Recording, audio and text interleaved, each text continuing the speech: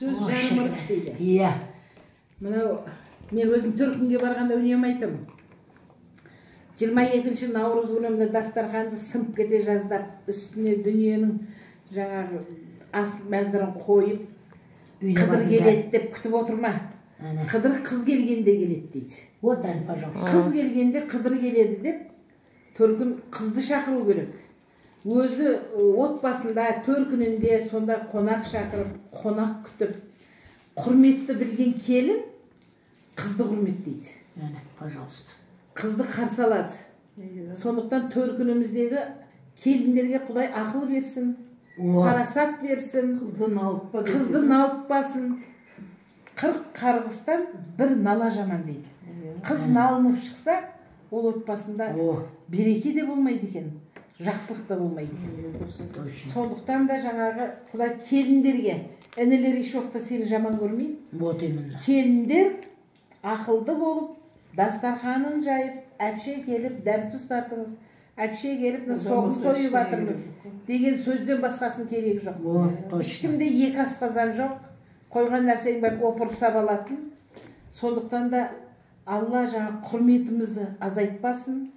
Ағайын туыс, жолдас жора, көрші қолаң, дос, құрбы бар, бірақ төркіннің жөні бөлек. Ол жерде біз өскенбіз, ол жерде біз дүниеге келгенбіз, ол жерден өсіп, қанатымызды қатайтып, өз жаңа туын көтеретін елімізге кеткенбіз. Енді жаңағы жақсы төркін жиенге жанашыр болады дейді. Қызға құрмет көрсетеді дейді.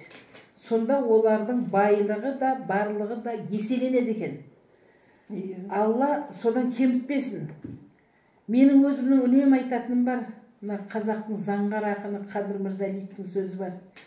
Мейлі сен майдасың ба, ірісің бе, адамды қадірлейік, тірісін де. Өлгенін, жерлегенін күтіп жүрмей, мақтан етіп айтайық әр ісінде дейді.